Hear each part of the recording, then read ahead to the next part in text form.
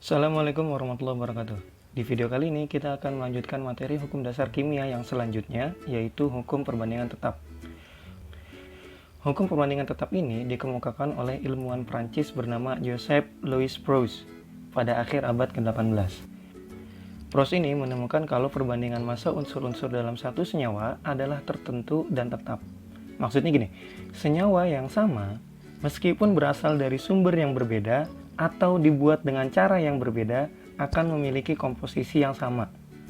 Gampangnya gini, air yang ada di Bojong sama dengan air yang ada di Prancis. Komposisinya sama, yaitu H2O.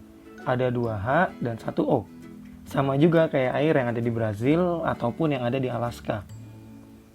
Nah, dalam satu molekul air tadi, ada 2 atom H dan 1 atom O. Nomor massa H itu 1, kalau O 16. Nomor massa H itu 1, kalau O 16. Nah, kalau kita bandingin massa H dan O, karena H-nya itu ada 2, jadi kaliin 2, jadi 2 kali 1 dibanding 16. Nah, 2 banding 16 disederhanain aja, jadi 1 banding 8. Easy kan? Nah, selanjutnya nih, reaksi pembentukan H2O itu, 2H2 bereaksi dengan O2 menghasilkan 2H2O. Misal nih, massa hidrogennya 1 gram, massa oksigennya 8 gram, jadi massa airnya 9 gram. Kan tinggal dijumlahin aja, ini sesuai dengan hukum kekekalan massa. Lanjut, misal massa hidrogennya 2 gram, massa oksigennya 16 gram, jadi massa airnya 18 gram. Nah, kalau massa hidrogennya 1 gram, terus massa oksigennya 16 gram, jadi berapa massa airnya? Iya, betul sekali, massa airnya jadi 9 gram. Ini karena perbandingan massa hidrogen dan oksigennya 1 banding 8. Berarti, setiap 1 gram hidrogen hanya akan bereaksi dengan 8 gram oksigen. Jadi air yang dihasilkan itu cuma 9 gram. Nah, karena oksigennya lebih banyak, jadinya ada sisa. Sisanya 8 gram oksigen. Kalau contoh yang di atasnya itu nggak ada sisa karena semua hidrogen dan oksigennya sama-sama habis bereaksi. Atau bahasanya itu tepat bereaksi, jadi nggak ada sisa. Nah, kalau kalian jumlahin, antara reaktan dan produknya juga bakalan sama. Di reaktan ada 17 gram, di produk ada 17 gram. Sisa itu masuknya ke produk ya. Nah, sekarang kalau massa hidrogennya 2 gram, dan massa oksigennya 8 gram.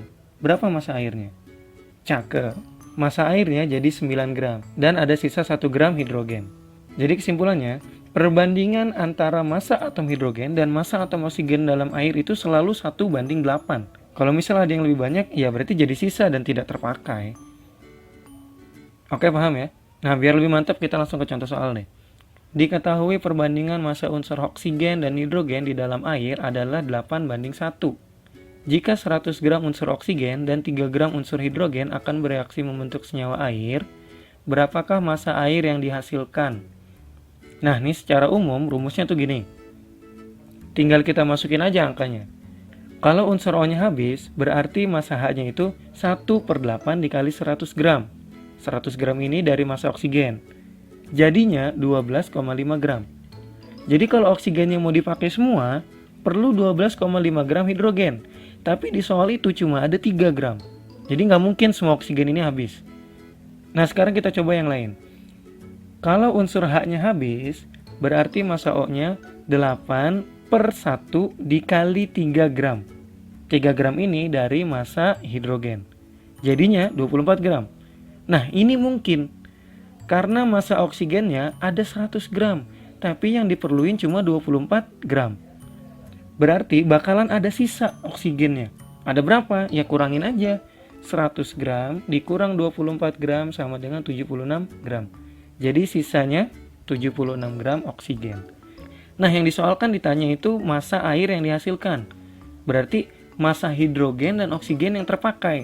Yang terpakai itu ada 3 gram hidrogen dan 24 gram oksigen. Berarti air yang dihasilkan 27 gram. Nah, contoh lain. Senyawa besi 2 sulfida terbentuk dari unsur besi dan unsur belerang dengan perbandingan 7 banding 4. Berapa gram massa besi yang terdapat dalam 100 gram besi 2 sulfida? Nah, perbandingan Fe dan S-nya itu kan 7:4. Nah, 100 gram ini massa campuran dari Fe dan S. Berarti perbandingannya kita jumlahin. 7 ditambah 4 sama dengan 11. Nah, tinggal cari massa besinya. 7/11 dikali 100 gram. Nah, 100 gram ini dari campuran Fe dan S. Jadi massa besinya 63,63 gram. Nah, udah selesai. Tapi kalau misalkan ditanya berapa sih massa belerangnya, ya tinggal hitung aja. 4/11 dikali 100 gram. Jadi 36,37 gram. Atau tinggal dikurangin aja. 100 gram dikurang 63,63 gram. Sama dengan 36,37 gram. Oke? Dah, segitu aja buat video kali ini. Next, kita akan bahas tentang hukum perbandingan berganda. Thanks and see you next time.